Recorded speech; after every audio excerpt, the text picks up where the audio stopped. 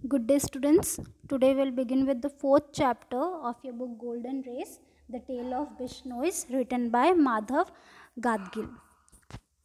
Madhav Dhananjay Gadgil, born in 1942, is an Indian ecologist, academician, writer, columnist, and the founder of Center of Ecological Science. Madhav Dhananjay कौन है? Indian ecologist है, academician है, writer है, columnist है and the founder. Ecologist कौन होते हैं? जो अर्थ के बारे में, इन्वायरमेंट के बारे में, वहाँ पे रहने वाले जीव जंतु के बारे में क्या करते हैं? स्टडी करते हैं. तो वो किसे क्या कर रखे हैं? वो एक राइटर भी हैं, वो एक इकोलॉजिस्ट भी हैं, अकेडमिशियन यानी कि वो पढ़ाते हैं, पढ़ते भी हैं, और साथ में उनका क्या है? फाउंडर है. वो किसके? इकोलॉजिकल साइंस के फाउंडर भी हैं. He is recipient of the Volvo environment prize. उनको वॉल्वो एनवायरमेंट प्राइज़ भी मिल चुका है. The government of India awarded him with the 4th highest civilian award of Padma Shri in 1981. India की जो गवर्नमेंट है उन्होंने उनको 4th highest civilian award that is Padma Shri award से नवाजा है, जो उनको कब मिला है? 1981 में. एंड ऑल्सो पद्म भूषण इन 2006, और उनको 2006 में पद्म भूषण भी मिला है. About the text, the tale is about the Bishnoi community that brought a drastic change in the ecology of Marwar in Rajasthan. यहाँ पे ये जो कहानी है वो किसकी? बिश्नोई कम्युनिटी की, यानी कि बिश्नोई जाति के लोगों की है, जिन्होंने क्या करा था? जिसने राजस्थान की इकोलॉजी, राजस्थान के इन्वायरमेंट में, मारवार में एक बहुत ही बड़ा चेंज लाए थे, एक बहुत ही बड़ा बदलाव लेके आए थे. The area has been dry for centuries where trees and animals were not in sufficient number. ये क्या था? मारवाड़ के उस एरिया की, उस जगह की बात कर रहे हैं जो बरसों तक क्या था? बहुत ही ज़्यादा ड्राई, बहुत ही ज़्यादा सूखा था, और वहाँ पे कोई भी लोग या किसी भी तरह के जीव जंतु या फिर प्लांट्स या फिर पेड़ पौधे नहीं पाए जाते थे. The Bishnois sacrificed their life to guard the खेजी tree and did a big plantation in the area. जो बिश्नोई थे उन्होंने अपनी जान पेड़ों को बचाने के लिए, खेजी के जो ट्रीज़ हैं उनको बचाने के लिए अपनी जान तक दे दी, और वहाँ पे उस एरिया में उन्होंने बहुत ज़्यादा प्लांटेशन, बहुत ज़्यादा पेड़ उगाए. They contribute a great deal to protect birds and animal. उन लोगों ने बहुत मेहनत करी थी ताकि वो वहाँ के जानवरों को, वहाँ की चिड़ियाओं को बचा सकें. Let's start with the chapter the tale of Bishnoi. Tale यानी कि कहानी, स्टोरी. तो यहाँ पे किसकी स्टोरी सुनाई जा रही है? बिश्नोइस की स्टोरी सुनाई जा रही है. Today Marwar is treeless waste of sand and rocks. आज का जो मारवाड़ है, जिस समय उन्होंने ये कहानी लिखी थी, उस समय का जो मारवाड़ है वो क्या है? ट्रीलेस, यानी कि कहीं पे भी किसी भी तरह का कोई भी पेड़ नहीं है. Waste of sand and rock, जो ज़मीन है वो क्या है? इतनी ज़्यादा बंजर हो चुकी है कि वहाँ पे सिर्फ और सिर्फ सैंड और रॉक्स हैं, सिर्फ और सिर्फ मिट्टी और सिर्फ और सिर्फ पत्थर और रेती ही पाई जाती है. The only growing things are thorny shrubs, a few tufts of short rough grass, and occasional stunted bear or babul tree.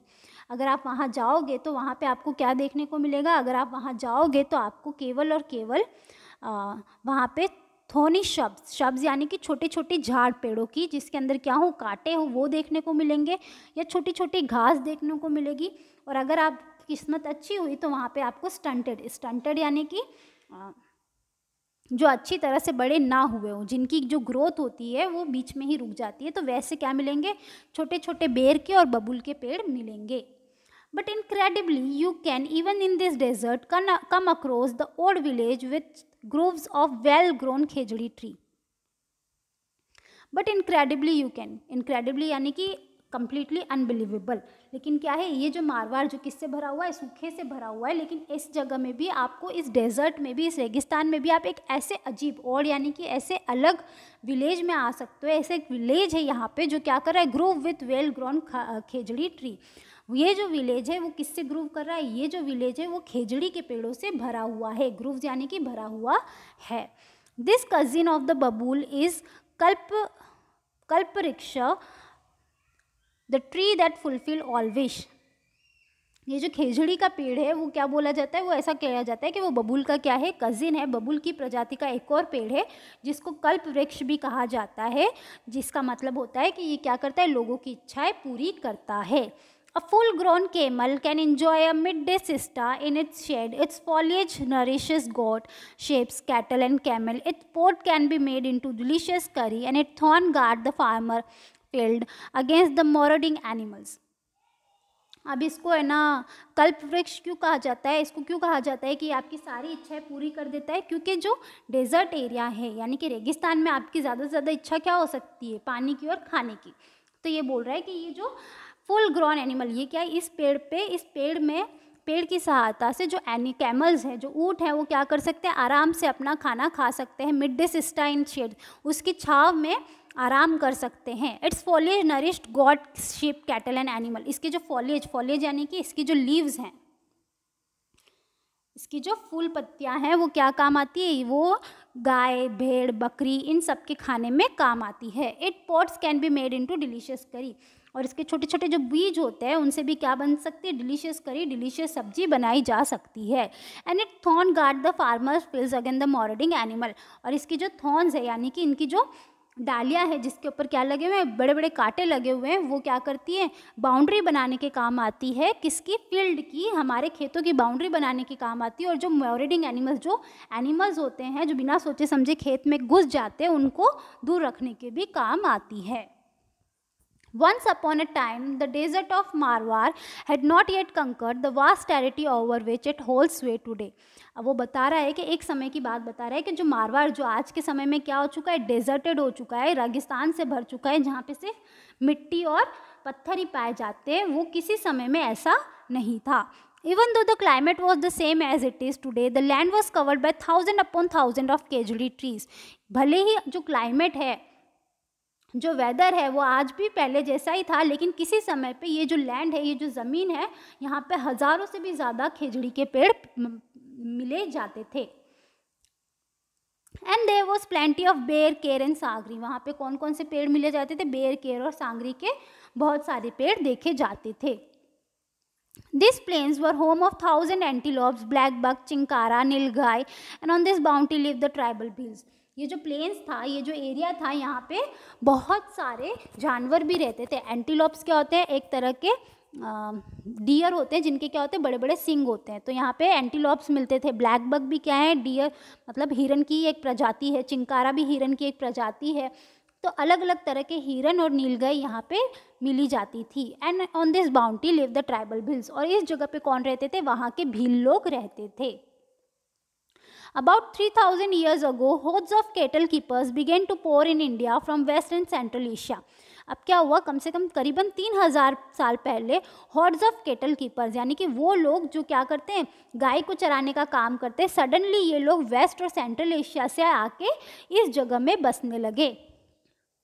Some of them spread into Marwar, और कुछ लोग कहाँ फैलने लगे? मारवाड़ में आके रहने लगे। The Bhil resisted their encroachment, but the invaders had horse and superior weapon and pretty soon took care of the Bhils. जो वहाँ के भील लोग थे, उन्होंने क्या करा? उनको रेजिस्ट करने का, उनके खिलाफ जाने का ट्राई किया। उन्होंने कोशिश करी कि वो क्या नहीं करे, उनके लैंड पे अपना हक नहीं जताए। लेकिन क्या था? ये जो लोग थे उनके पास ज़्यादा सुविधाएं थी, बड़े बड़े घोड़े थे, उनके पास वेपन्स थे, वेपन्स यानी कि उनके पास हथियार थे, जिस वजह से वो क्या कर पाते, जिस वजह से वो ईजिली उनके ऊपर अपना हक जमा पाते हैं। तो इस वजह से उनका क्या हो जाता है? इस वजह से वो लोग क्या करते हैं? उस एरिया को अपना बना लेते हैं। एनक्रोचमेंट का मतलब क्या होता है? ज़बरदस्ती किसी के एरिया को अपना बनाना। इन्वेडर्स क्या होते हैं? जब आप बाहर के लोग आपके यहाँ पे आ जाते हैं तो उसको इन्वेडर्स बोलते हैं। तो ये बोल रहे हैं कि जो भील थे उन्होंने उनको दूर रखने का, उनको अपनी टेरिटरी में, अपनी जगह पे नहीं आने का ट्राई किया, रोकने का ट्राई किया, लेकिन बिकॉज उनके पास घोड़े थे, हथियार थे, इस वजह से उन्होंने बहुत ही जल्दी भील के ऊपर अपना राज्य फैला दिया। In any case the land appear boundless and the Bhils retreated a little towards the Aravalli. जब भील को लगा कि हम क्या हो चुके हैं? हार चुके हैं, तो उनके पास कोई चॉइस नहीं थी कि वो कहाँ चलने लगे। वो लोग थोड़ा अरावली हिल्स की तरफ मुड़ने लगे। The population of Marwar was on the increase, और क्या होने लगा? धीरे धीरे मारवाड़ की जो पॉपुलेशन थी, जो जनता थी, वो क्या होने लगी? बढ़ने लगी। But as the century pass the large herds of cattle began to affect the vegetation. लेकिन जैसे जैसे सेंचुरीज बीतने लगी, साल गुजरने लगे, वैसे वैसे जो कैटल्स थे, जो जानवर थे, उनकी ग्रेजिंग की वजह से, उनके खाने की वजह से वेजिटेशन के ऊपर, उपज के ऊपर क्या होने लगा? असर होने लगा। The seedling and saplings were graze down and had little chance to grow. क्या होता था, क्योंकि बहुत ज़्यादा गाय भैंस थी, उनके पास बहुत सारे जीव जंतु थे, तो क्या होता था कि उनका पेट भरने के लिए जो छोटे छोटे पेड़ पौधे थे वो उनको खा जाते थे। तो ये जो छोटे छोटे पेड़ पौधे थे उनको कभी बढ़ने का चांस ही नहीं मिला। सीडलिंग एंड सैपलिंग्स का मतलब क्या होता है, छोटे छोटे पेड़ पौधे। तो इनको क्या नहीं मिला, कभी बढ़ने का चांस ही नहीं मिला।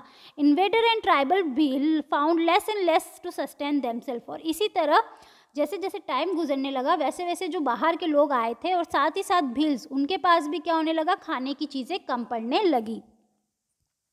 Finally, the 13th century AD showed the final conquest of the Bhil by the Rathor of the Kannauj.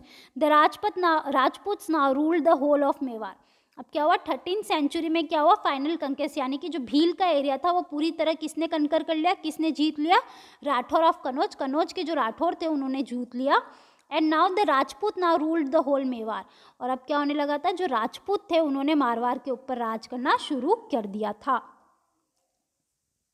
In the year 1451 AD, during the reign of Rao Jadoji, one of the bravest of the Rathor king, an extraordinary child was born in the village of Pipasar.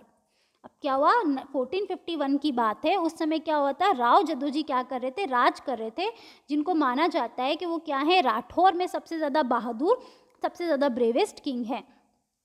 An extraordinary child was born in the village of Pipasar.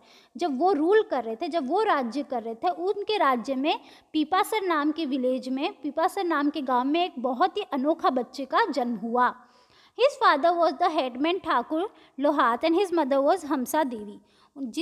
जो बच्चा था उसके पापा क्या थे, headman थे, ठाकुर थे, मतलब गांव के सरपंच जैसा मान लो, ठीक है।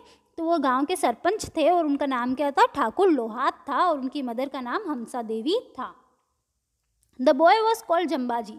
जो बॉय था उसका नाम क्या रखा, जम्बाजी रखा। As a little boy he was given the task of looking after his large herd of cattle and sheep. अब क्या होता है, बिकॉज वो छोटा था तो उसमें घर का एक ही काम उसको दिया जाता था कि उसको क्या करना है, उसके माँ बाप की जितनी भी गाय भैंस है उनका ध्यान उसको रखना होता है।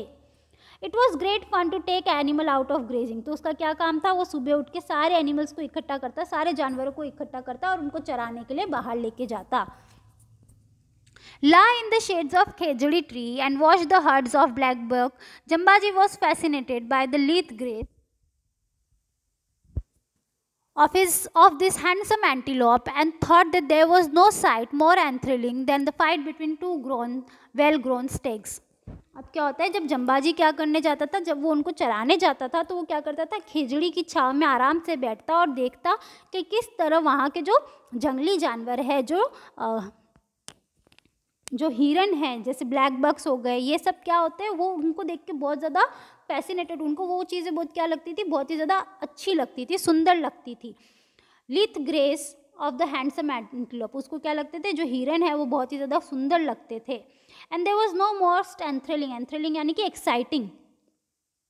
एक्साइटिंग, तो उसको क्या लगता था कि दो एंटीलोप्स, दो जो ग्रोन मतलब अच्छे भले बड़े एडल्ट जो है ना डियर्स है, एडल्ट जो हिरन है, उनकी फाइट देखने से ज़्यादा एक्साइटिंग और कुछ भी नहीं हो सकता। मतलब जम्बाजी क्या थे, हमेशा ही जानवरों के प्रति उनका प्रेम रहा था। When Jambaji was 25 year old, a great disaster overtook the whole region. जब जम्बाजी सिर्फ 25 साल के थे तो वो जिस रीजन में, जिस एरिया में रह रहे थे, वहाँ पे एक बहुत बड़ा डिजास्टर, एक बहुत बड़ा अकाल पड़ जाता है। The small quantity of rain that used to come regularly ceased altogether. जो थोड़ी बहुत बारिश वहाँ पे होती थी हमेशा, वो क्या होने लगी, बंद हो गई। सीज्ड यानी कि स्टॉप, अचानक से आना बंद हो गई। The worst sufferer were the cattle. अब क्या हुआ, बारिश ना आने की वजह से सबसे ज़्यादा उसका असर किस पे पड़ा, कैटल्स के ऊपर, गाय भैंसों के ऊपर पड़ा। In the first year of drought they could eat the bajra stored in the house. जब क्या हुआ, ड्रॉट यानी कि अकाल का जब पहला साल था तो जो खाना उनके लिए बचा के रखा गया था, स्टोर करके रखा गया था, उनको वो दिया गया। The second year was very bad. पर जो अकाल था वो एक और साल चलता है और वो उनके लिए क्या हो जाता है, बहुत ज़्यादा मुसीबत से भर जाता है। There was not a blade of grass left standing anywhere. पूरी जगह में कहीं पे घास का एक तिनका भी नहीं था। People hacked at any tree they could find and fed the animals on the leaf. जो इंसान थे वो क्या करते थे, उनको कोई भी पेड़ दिखता था तो वो उसको तुरंत काट देते थे ताकि वो अपने जानवरों को खिला सकें। But even so there was not enough browse for all the hungry animal. Even जो क्या कर रहे थे, इवन वो लोग ट्राई कर रहे थे अपने एनिमल को खिलाने का, लेकिन फिर भी कितना ही ब्राउज कर लो, कितना ही ढूंढ लो, इतने पेड़ नहीं थे कि वो सारे एनिमल, सारे जानवरों की भूख मार सके। And the drought continued for 8 consecutive years. और जो ये अकाल था वो 8 लगातार साल चलता रहा। कंजिक्यूटिव यानी कि लगातार साल चलता रहा, एक के बाद एक चलता रहा। The people had hacked the last bit of foliage from all the trees. अब लोगों ने अपने बचाव के लिए क्या करा था, जितने भी पेड़ थे उन पे जितने भी फूल पत्तियाँ जो भी था वो सब हैक्ड कर लिया था, सब ले लिया था। which finally began to dry up। अब क्या होने लगे, जो पेड़ थे वो भी धीरे धीरे सूखने लगे। When the store grain was exhausted, people ate khejdi pods and the floor of dried bear seed। अब जब क्या होने लगे, जब उनका अनाज स्टोर्ड ग्रेन यानी कि जो उनका स्टोर करा हुआ, उनका बचा हुआ अनाज था वो भी एग्जॉस्टेड, वो भी ख़त्म होने लगा, तो लोगों ने खेजड़ी के पोड्स, खेजड़ी पे जो गोल गोल उसके बीज उगते हैं वो खाना शुरू किया। और साथ में जो बेर थे, जो बेर के जो सीड थे, बेर के जो है ना बीज थे, उनका आटा बना के खाना शुरू करा। When these two exhausted, they tore the bark of sangri tree and powder and cooked it। जब वो भी ख़त्म होने लगे तो उन्होंने सांगरी ट्री के बार्क, सांगरी ट्री के जो छाल होती है वो काट के उसको पका के, उसको पीस के पका के खाना शुरू किया। They hunted every one of the starving black bugs and finally they abandoned all the hope and migrated in the masses। और क्या हुआ, जब पेड़ पौधे ख़त्म होने लगे तो उन्होंने किसको मारना शुरू किया, उन्होंने जानवरों को मारना शुरू करा। उन्होंने सारे हिरणों को मारना शुरू कर दिया। और जब उनको कोई उम्मीद नज़र नहीं आई तो उन्होंने क्या करा, उस जगह को अबंडन, उस जगह को छोड़ दिया। एंड माइग्रेटेड इन मासेस, और वहाँ से पूरे के पूरे मासेस यानी कि लार्ज नंबर में वहाँ से माइग्रेट, वहाँ से किसी और दूसरी ओर चलने लगे।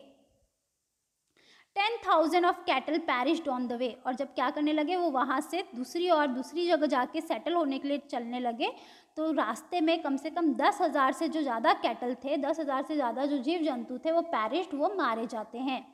Bye now the whole country was baron.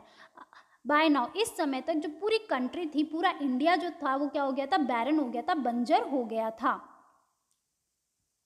There was not a tree in sight for miles together. जहाँ तक नज़र फैलाओ वहाँ पर माइल्स एंड माइल्स यानी कि किलोमीटर तक, दूर दूर तक कहीं पे भी पेड़ देखने को नहीं मिलते थे। नॉर अ सिंगल काऊ और अ ब्लैक बक। ना तो उनको कोई गाय देखने को मिलती थी, ना ही उनको कोई हिरन देखने को मिलता था। The only people to hold on were the big landlords like Jambaji father and with the huge store of bajra that somehow lasted through the difficult time. जो ओनली पीपल, जो कुछ लोग इस मुसीबत से बच पाए, वो वही लोग थे जिनके पास क्या था, बहुत ज़्यादा पैसा था। जैसा कि जम्बाजी के फादर जो क्या थे, लैंडलॉर्ड थे, उनके पास बहुत ज़्यादा पैसा था और क्या था, खाने का बहुत ज़्यादा भंडार पड़ा हुआ था। तो कुछ ना कुछ करके, जैसे तैसे करके वो इस मुसीबत के समय से निकल पाते हैं। Jambaji was much affected by this drought. Jambaji जो थे वो इस ड्रॉट से, इस अकाल से बहुत ज़्यादा प्रभावित होते हैं। Many was the night he spent in wakefulness because of the suffering he saw around him। उनकी कहीं रातें वो क्या नहीं कर पाते, सो नहीं पाते थे। क्यों? क्योंकि वो अपने आसपास के लोगों को, दर्द को देख नहीं पा रहे थे। The dying cattle, the starving children, they haunted him day and night। जब वो देखते थे उनकी आंखों के सामने कि वो तो क्या कर रहे हैं, खाना खा रहे हैं, लेकिन किस तरह जो छोटे छोटे बच्चे हैं उनको खाना नहीं मिल रहा, जो गाय भैंस है वो क्या कर रहे हैं, भूख के मारे मर रहे हैं, तो ये चीज़ उनको क्या करती है, उनके पीछे पड़ी रहती है, उनको हॉन्ट करती है सुबह शाम। And finally at the age of 34 he had a vision. और फाइनली जब वो 34 के होते हैं तो उन्हें एक विजन, उन्हें एक सपना आता है। He saw men intoxicated with his own power, destroying the world around him। वो अपने सपने में क्या देखते हैं, एक आदमी देखते हैं जो क्या है, अपने ही नशे में गुम है। और उसको नशा किस चीज़ का है, उसको नशा पावर का है। और उस पावर के चलते वो क्या कर रहा है, अपने आसपास की पूरी दुनिया को नष्ट करता जा रहा है। And he decided to change it all. और उसने उस दिन से सोच लिया कि वो क्या करेगा, इस चीज़ को बदलेगा। If life was to flourish again in the desolate land, Jambaji saw that the man would have to live in a different way and according to the different tenets and beliefs। अब जम्बाजी ने सोचा कि अगर वो चाहते हैं कि इस डिजोलेट यानी कि इस खाली ज़मीन पे अगर हम वापस से क्या देखना चाहते हैं, हरियाली देखना चाहते हैं, तो यहाँ के लोगों को, इंसानों को क्या करना पड़ेगा, अपना तरीका, अपना सोच बदलनी पड़ेगी। Jambaji wanted earth to be covered once again by the abundance of khejri. जो जम्बाजी थे वो ये चाहते थे कि वापस से ये जो ज़मीन है उसमें क्या हो जाए, अबंडेंट यानी कि लार्ज नंबर, यानी कि अबंडेंस यानी कि लार्ज नंबर, बहुत ज़्यादा नंबर में, बहुत ज़्यादा अमाउंट में क्या हो जाए, वापस से खेजड़ी के पेड़, बेर के पेड़, केर के पेड़ से आंगरी के पेड़ क्या हो जाए, वापस से आने लग जाए। He wanted herds of black bucks to frolic again. वो चाहता था कि वापस यहाँ पे उसको क्या देखने को मिले, जानवर देखने को मिले, हिरन देखने को मिले। And he wanted man to work for this. और उसको पता था कि ये तभी होगा जब इंसान इसके लिए काम करना शुरू करेगा, मेहनत करेगा। Jambaji knew the way out to achieve this and he began to broadcast this message in the year 1485. Jambaji को पता था कि वो किस तरह से इस चीज़ को हासिल कर सकता है, और वो क्या करता है, 1485 में इसी मैसेज को लोगों को आगे तक पहुंचाता है। His message include 29 basic tenants. उनका जो मैसेज था, उनका जो संदेश था, उसके अंदर 9 बेसिक टेनेंट्स थे, 9 बेसिक प्रिंसिपल सिद्धांत थे। Its 2 major commandments were a prohibition against the cutting down of any green tree or killing of any animal. उनके जो सिद्धांत थे, उनके जो मैसेज था, संदेश था, उसका पहला पार्ट यह था, पहला पॉइंट ये था कि आपको क्या करना पड़ेगा, आपको किसी भी जानवर को नहीं मारना है और आपको कोई भी हरा पेड़ नहीं काटना है। Jambaji message of humanity and respect for all living thing are eagerly accepted. जब जम्बाजी ने ये संदेश लोगों तक पहुंचाया तो उनका जो ह्यूमैनिटी यानी कि उनकी जो ये मैसेज था, जिसमें वो क्या कर रहे थे, जिसमें वो हर जीव जंतु को क्या दे रहे हैं, रेस्पेक्ट दे रहे हैं, इज्जत दे रहे हैं, वो चीज़ क्या करी, पूरे लोगों ने एक्सेप्ट करी, पूरे लोगों ने मानी। His teaching prompted the inhabitant of 100 village to reclothe the earth with its green cover. उनके इस मैसेज ने बहुत सारे लोगों को जो गांवों में रह रहे थे उनको प्रॉम्प्ट किया, उनको मजबूर किया कि वो लोग वापस से क्या करें, ये जो अर्थ है जो क्या हो चुकी है, बंजर हो चुकी है, बिना कपड़ों की हो चुकी है, उसको वापस से उसके हरे कपड़े पहनाएं, वापस से यहाँ पे हरियाली रखें, वापस से यहाँ पे पेड़ पौधे उगाएं। Jambaji followers were called Bishnois और 29ers because they adhere to the Jambaji's 29 precepts. अब जम्बाजी के जो फॉलोअर्स थे, फॉलोअर्स यानी कि उनकी जो सिद्धांत है, उनकी जो टीचिंग्स है, उनके जो संदेश है, उनको जो फॉलो करते थे, उनका जो पालन करते थे, उन लोगों को बिश्नोईज कहा जाता था, जिसका मतलब है 29ers। क्यों कहा जाता था? Because they adhere to the Jambaji's 29 precepts, क्योंकि वो लोग जो जम्बाजी ने 29 प्रिंसिपल्स दिए थे उनको अडियर करते थे, उनको मानते थे, उनको फॉलो करते थे। They preserve the tree around their villages and protected black bucks, chinkaras, pea fowls and all other birds and animal. वो जिस जगह पे रहते थे वहाँ के पेड़ों की वो रक्षा करते थे, वहाँ के जानवरों की जैसे black bugs, chinkara, P fall और सारे एनिमल्स की क्या करते थे, रक्षा करते थे। Gradually their territories become covered by tree, their cattle had abundant browse, their lands recovered its fertility and Bishnois become prosperous people. धीरे धीरे, gradually यानी कि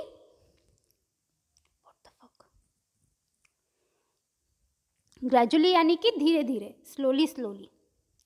अब क्या होने लगा, स्लोली स्लोली जब उन्होंने काम करना शुरू किया तो धीरे धीरे उनकी जो टेरिटरी थी, उनका जो एरिया था वो किससे भर गया, पेड़ों से भर गया। धीरे धीरे उनके हर जगह आसपास पेड़ नज़र आने लगे, उनके जो जानवर थे उनके पास अबंडेंट यानी कि बहुत ज़्यादा अमाउंट में खाना मिलने लगा, पेड़ पौधे मिलने लगे, लीव्स मिलने लगी। The land recover it's fertility, जो वहाँ की ज़मीन थी वो भी वापस से क्या हो गई, फर्टाइल हो गई, उपजाऊ हो गई। एंड बिश्नोईज बिकम प्रॉस्परस पीपल, और जो बिश्नोईज थे वो क्या बन गए, प्रॉस्परस, वेल्दी, अमीर लोग बन गए। But outside their territories all continued as before, लेकिन जहाँ पे जो बिश्नोईज थे यानी कि जो लोग जम्बाजी के मैसेज को, उनके संदेश को फॉलो कर रहे थे, उनकी तो ज़िंदगी सुधर गई, लेकिन उसके बाहर जो लोग नहीं कर रहे थे वो पहले जैसा ही बंजर ही रहा। The land was still being stripped of its green cover and desert was spreading. अभी भी लोग क्या कर रहे थे, ज़मीन में से जितनी भी ग्रीनरी है, जितने भी पेड़ हैं उसको काट रहे थे और हर जगह डेजर्ट, हर जगह रेगिस्तान फैल रहा था। The 9 descendants of Jambaji contemporary Rao Jadoji now occupied the throne of Jodhpur. जंबाजी के जो कंटेम्प्रेरी थे राव जदोजी, उनके जो 9th डिसेंडेंट है, 9 डिसेंडेंट यानी कि उनकी 9वीं जो पीढ़ी है वो अब जोधपुर के राजा थे, वो अब थ्रोन जो था, वो जो राजपाट था वो उनके हाथ में था। In the 6th year of his rain, अब वो क्या कर रहे थे, जब वो राज कर रहे थे उनके राज्य के 6ठे साल में यानी कि 1730 में, दिस महाराजा अभय सिंह, कौन राज कर रहा था, उनके 90 डिसेंडेंट कौन थे, अभय सिंह थे। तो अभय सिंह ने क्या किया, 1730 में ही decided to construct a palace for himself, उन्होंने डिसाइड किया कि वो अपने लिए क्या बनाएंगे, एक महल बनवाएंगे। A beautiful palace made of the famous red sandstone of Jodhpur, और उन्होंने ये डिसाइड किया कि जो उनका महल होगा वो किससे बनेगा, जोधपुर का जो लाल पत्थर है उससे बनेगा। This would need lot of lime, अब क्या है, अगर उन्होंने पहले से ही डिसाइड कर दिया है कि वो लाइमस्टोन से अपना घर बनाएंगे तो उसके लिए किसकी ज़रूरत पड़ेगी, बहुत ज़्यादा लाइम की ज़रूरत पड़ेगी। Limestone is of course quite abundant in this tract and it had to be quarried and the lime kilns would need a lot of fuel. Limestone क्या होता है, चूना पत्थर जिसे हम कहते हैं, ठीक है। तो पहले तो क्या था, सीमेंट था नहीं, तो चूना ही यूज़ होता था मार्बल मतलब घर वर बनाने के लिए। तो जब उन्होंने डिसाइड किया कि वो क्या करेंगे, महल बनाएंगे, तो महल बनाने के लिए उनको किसकी ज़रूरत थी, बहुत ज़्यादा चूने की ज़रूरत थी। और जो चूना होता है वो किससे बनता है, लाइम किल्स से बनता है। लाइम किल्स यानी कि उसका जो ओरिजिनल फॉर्म है उससे बनता है, और उसको बनाने के लिए, उससे लाइमस्टोन निकालने के लिए किसकी ज़रूरत होती है, फ्यूल की, लकड़ी की ज़रूरत पड़ती है। It was not an easy job to get much fuel in the desert, और क्या था, ये जो एरिया था वो किससे भरा हुआ था, डेजर्ट से, रेगिस्तान से भरा हुआ था। तो ऐसे टाइम पे क्या था, ऐसे टाइम पे लकड़ियाँ ढूंढना आसान उनके लिए नहीं था। But as luck would have it there was a large settlement of Bishnoi just 60 miles from the Jodhpur. अब क्या था, उन लोगों के लिए बहुत डिफिकल्ट था कि इस रेगिस्तान में वो पेड़ काटने के लिए कहाँ से लाए, लकड़ी कहाँ से लाए, फ्यूल कहाँ से लाए। लेकिन उनकी किस्मत इतनी अच्छी थी कि जहाँ पे वो लोग अपना महल बना रहे थे, जोधपुर से सिर्फ 16 मील दूर कौन रह रहे थे, बिश्नोईस का एक सेटलमेंट था, बिश्नोई लोग वहाँ पे रह रहे थे।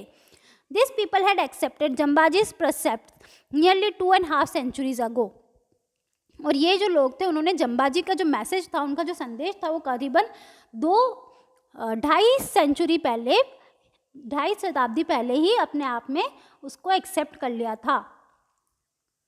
And had nursed 100 of khejri trees near their village, और इस वजह से आज उनके आसपास के गांव में कम से कम करीब 100 से भी ज़्यादा खेजड़ी के पेड़ थे। And there was excellent limestone too near of their village, और साथ ही साथ उनके विलेज के पास में एक ऐसी जगह थी जहाँ पे आसानी से आपको लाइमस्टोन मिल सकता था। वन ऑफ देयर विलेजेस खेजादली, उनके एक विलेजेस का नाम है खेजादली, वो कहाँ पर है, वो लाइमस्टोन के भी पास है और वहाँ पे बहुत सारे पेड़ भी हैं। Abhay Singh Diwan order that the lime kilns be started near Khejarli to begin the construction of the plains. अब अभय सिंह के जो दीवान थे उन्होंने ये ऑर्डर जारी किया कि क्या होगा, हम लोग हमारी जो लाइमस्टोन की कमी है वो कहाँ से पूरी करेंगे, खेजादली के पास से पूरी करेंगे। But when the workers got ready to cut the tree for fuel, they found that the Bishnois would not let them touch the tree. लेकिन जब वहाँ पे लेबर जो होती है, जो वहाँ पे पेड़ काटने चाहती है, तो जो बिश्नोइज होते हैं वो उनको पेड़ों को छूने तक नहीं देते। Their Khejri trees must be left alone. To cut this green tree was a violation of their religion. वो बोलते हैं कि हम अपने पेड़ों को नहीं काटने देंगे, ये पेड़ क्या है, हमारे लिए हमारे रिलीजन है, हमारा भगवान है, और हम हमारे भगवान का इस तरह से अपमान होने नहीं देंगे। The workers return to Jodhpur, जब वर्कर्स देखते हैं कि इस तरह की चीज़ें हो रही हैं तो वापस जोधपुर चले जाते हैं। द दीवान वॉज एनरेज्ड यानी कि बहुत ज़्यादा गुस्सा हो जाना। जो दीवान था वो बहुत ज़्यादा गुस्सा हो जाता है और बोलता है कितनी ज़्यादा इंसॉलेंस, उनकी हिम्मत कैसे हुई। He personally accompanied the workers on the horseback to Khejarli village and order the tree to be cut. वो खुद पर्सनली अपने वर्कर्स के साथ जाते हैं और ये ऑर्डर करते हैं कि खेजादली के पेड़ों को काटा जाए। The axes were raised and the whole village gathered. फिर से क्या करी जाती है, एक्सेस कुल्हाड़ी उठाई जाती है और क्या करने लगते, पूरा गांव वहाँ पे इकट्ठा हो जाता है देखने के लिए। They beg that their religion not be desecrated, वो उनसे विनती करते हैं कि उनके रिलीजन का इतना बड़ा अपमान ना हो। They pleaded for the preservation of tree and their ancestor had nurture over the generation. वो उनसे भीख मांगते हैं कि वो उनके पेड़ों को छोड़ दे जो बरसों से उनके जो एंसेस्टर, उनके जो पूर्वज हैं, जो बचाते हुए आ रहे हैं। But the Dewan was determined, लेकिन जो दीवान था वो उसने ठान लिया था कि वो कुछ भी करके पेड़ काटेगा। The tree must be cut to fuel the lime kilns. वो बोलता है कि नहीं, हमें तो लाइम किल्स की ज़रूरत है और उसके लिए हमें पेड़ों की ज़रूरत है। He order the workers to go ahead. वो वर्कर्स को बोलता है तुम अपना काम करो। But the Bishnois were determined too. लेकिन सिर्फ दीवान ही डिटरमाइंड नहीं था, जो बिश्नोइज थे उन्होंने भी सोच लिया था कि वो पेड़ को कटने नहीं देंगे। And the most determined among them was a veritable incarnation of Durga, Amrita Devi. और उन सब में जो सबसे ज़्यादा दृढ़ निश्चयता से आया था वो कौन था? अमृता देवी थी, जिनको कहा जाता है कि वो खुद एक दुर्गा की क्या है, खुद एक दुर्गा का स्वरूप है। The wife of Bishnoi Ramkhud. उनका वाइफ, वो किसकी वाइफ थी? बिश्नोई रामखुद की वाइफ थी। The tree will never be cut down unless you cut us down first, she said. और उन्होंने क्या करा, वो ट्री के सामने, पेड़ के सामने जाके खड़ी हो गई और उन्होंने कहा कि ये पेड़ तब तक नहीं कटेंगे जब तक तुम हमें नहीं काट देते। She said and calling to her 3 daughters to join her, the claps 4 of the tree. वो क्या करती है, वो ऐसे बोलती है और अपनी तीनों डॉटर्स को अपने साथ बुलाती है और एक एक पेड़ को लिपट के खड़ी हो जाती हैं। The Diwan fumed and ordered that all 4 of them cut down with the trees. जो दीवान होता है वो उसको देख के और गुस्सा आ जाता है, वो ऑर्डर देता है कि इन पेड़ों के साथ इन 4 औरतों को भी काट दो। The axes fell and the brave women were cut into the pieces. और क्या होता है, कुल्हाड़ी चलती है और पेड़ों के साथ वो चारों जो ब्रेव, जो इतनी ज़्यादा ब्रेव वुमेन्स थी, वो भी उनके साथ छोटे छोटे टुकड़ों में कट जाती है। But the Bishnois were not to be cowed. लेकिन जो बिश्नोइज थे वो क्या नहीं थे? काउड, यानी कि वो डरपोक नहीं थे। More and more of them come forward to hug the tree. एक को काटने के बाद एक एक करके और भी ज़्यादा लोग आने लगे और उन सब ने क्या करा, पेड़ों को पकड़ के वहाँ पे खड़े हो गए। The news of the massacre. Massacre यानी कि जब आप बहुत लार्ज नंबर में, बड़े नंबर में लोगों को मारते हो तो उसको हम मास्केर कहते हैं, ठीक है। The news of this massacre spread rapidly and thousand of Bishnois rushed from their 84 surrounding village to help their brave brothers and sisters. अब क्या होता है, जब ये मारने की न्यूज़ जब लोगों तक पहुंचती है तो आसपास के गांव में जितने भी बिश्नोइज रह रहे थे वो सब उठ के कहाँ आते हैं, अपने भाई बहनों की मदद करने आते हैं। Altogether, 363 Bishnois sacrificed their life to guard their sacred heritage. कम से कम 363 बिश्नोइज ने उन पेड़ों को बचाने के लिए अपनी जान दे दी। The Maharaja's men who had never imagined that thing could come to such an pass were now frightened. जो महाराजा के आदमी थे, जिन्होंने कभी नहीं सोचा था कि बात इतनी आगे बढ़ जाएगी, वो अब क्या होने लगे थे? डरने लगे थे। They rushed back to Jodhpur and report the happening to Abhay Singh. वो वापस जोधपुर जाते और सारी बात अभय सिंह को बताते हैं। Abhay Singh so clearly that the might have which had successfully challenged the power of Aurangzeb could do nothing in the face of such a moral courage. अभय जी सिंह को साफ दिखता है कि उनकी आर्मी, जिसने क्या करा था, जिसने औरंगजेब जैसे पावरफुल इंसान को हराया था, वो इस मॉरल, इस नैतिक मूल्यों के सामने कुछ भी नहीं कर पाई। He personally rode to Khejarli to mend the matters. वो खुद पर्सनली खेजादली जाते हैं ताकि वो इस मामले को सुलझा सके। He assured the weeping agonized mass of 1000 Bishnois that from now on he would fully respect their religious principal.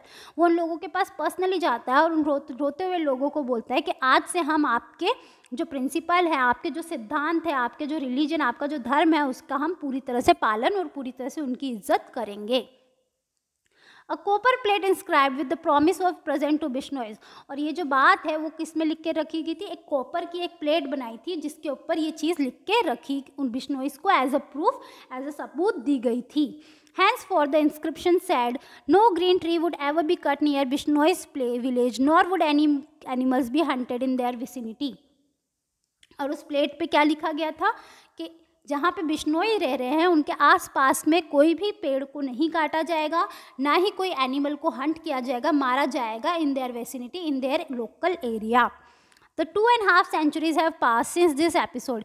ये जो एपिसोड हुआ था आज उससे 2.5 शताब्दी गुजर चुकी है। Bishnois have now been guarding the trees giving succour to the wild animals of Rajasthan. जो बिश्नोइज है वो आज भी पेड़ों की रक्षा कर रहे हैं और वाइल्ड एनिमल्स को क्या दे रहे हैं? राजस्थान के वाइल्ड एनिमल्स को एक घर, एक घर दे रहे हैं। Haryana and Madhya Pradesh for nearly 5 centuries. Not only Rajasthan, सिर्फ राजस्थान नहीं बल्कि हरियाणा और मध्य प्रदेश के भी जानवरों को क्या मिल रही है, रहने के लिए जगह मिल रही हैं। Everywhere else, the green cover of the Indian subcontinent has been ravaged and the continues to be destroyed at an ever accelerating pace. Rajasthan, Haryana और मध्य प्रदेश के अलावा अभी भी जो बाकी देश है इंडिया के, जो सब कॉन्टिनेंट है, अभी भी वहाँ पे क्या हो रहा है, इसी तरह से जो ग्रीनरी है, इसी तरह से जो हमारा नेचर है उसको डिस्ट्रॉय और ख़त्म किया जा रहा है एट एसिलेटिंग यानी कि बढ़ती हुई स्पीड से। The thousand upon thousand of black bugs that once roamed the Indian plains have all vanished without the trace. अब क्या होने लगे, जो ब्लैक बग्स जो क्या करते थे, बहुत सारे नंबर्स में, 1000 ब्लैक बग्स, काले हिरन हमें यहाँ देखने को मिलते थे, अब हमें उनकी कोई भी निशानी नज़र नहीं आती। But near the few Bishnoi's village, greenery not only persists but also is ever on the increase, and around their village, the black bugs romp as freely as in the Kalidas time near the ashram of Sage Kanva. अब वो बोल रहे लेकिन भले बाकी जगह पे आपको काले हिरन देखने को मिले या नहीं मिले, लेकिन जो बिश्नोई विलेज है जहाँ पे उनके आसपास, जहाँ पे क्या है, सिर्फ और सिर्फ ग्रीनरी है, जहाँ का एरिया क्या होता जा रहा है, बढ़ता ही जा रहा है, वहाँ पे आज भी आपको काले हिरन देखने को मिलेंगे जो फ्रीली घूम रहे, बिना किसी डर के आसानी से घूम रहे, जैसे कालिदास के टाइम पे उनके आश्रम में घूमा करते थे। Akbar was so amazed to see this herd of fearless black buck near Bishnoi temple that he personally recorded his wonder at witnessing a scene from Satya Yuga, the age of truth, in this Kalyug, the corrupt present.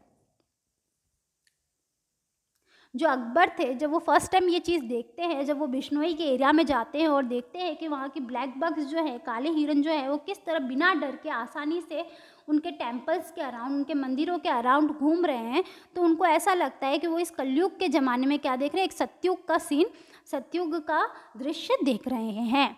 The sight is even more astonishing for us today that it was for the Emperor Akbar 4 centuries ago.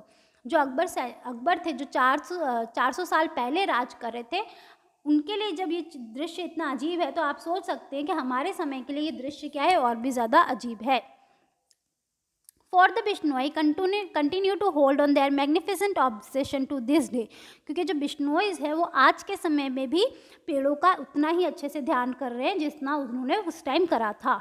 At the village of Khejadali, where the Bishnois passed the supreme test of fire, there is one ancient Khejadali tree which escaped the massacre. अब वो खेजादली की बात कर रहे हैं जहाँ पे क्या हुआ था, वहाँ पे आग लगा दी गई थी, तो उस टाइम पे भी एक खेजादली का पेड़ है जो आज तक बचा हुआ है। 2 years ago, Bishnoi planted 363 more trees around it in the memory of 363 martyrs. और लोगों ने 2 साल बाद क्या किया था, जब 363 लोगों को मार दिया गया था, तो उसके 2 साल बाद जो बिश्नोइस थे उन्होंने उस पेड़ के अराउंड 363 पेड़ और लगाए, किसकी याद में, उन 363 लोगों की याद में जो क्या हो चुके थे, अपने रिलीजन को लेके जिन्होंने अपनी जान दे दी थी। And this tree being nurtured with love as they are growing fast every year. There is religious fair at this spot 5 days before the full moon in the month of Bhadrapad. और क्या होता है, These trees are being nurtured with love as they are growing fast. ये जो 363 पेड़ लगाए उनको क्या करा जाता है, नर्चर, उनको रोज़ पानी पिलाया जाता है, उनको बड़ा किया जाता है लव के साथ। और हर साल there is religious fair at this spot for 5 days, और हर साल इस जगह पे 5 दिन का एक धार्मिक मेला लगता है before the full month of Bhadrapad के महीने में। It is an occasion which every tree lover of India should witness at least once in a lifetime. और उनका ये कहना है कि इस इंडिया के जितने भी लोग हैं जो क्या पसंद करते हैं, जो ट्री लवर हैं, जो पेड़ों से प्यार करते हैं, उनको एक ना एक बार तो इस मेले में आना ही चाहिए। This was your lesson, the tale of Bishnoi. Thank you.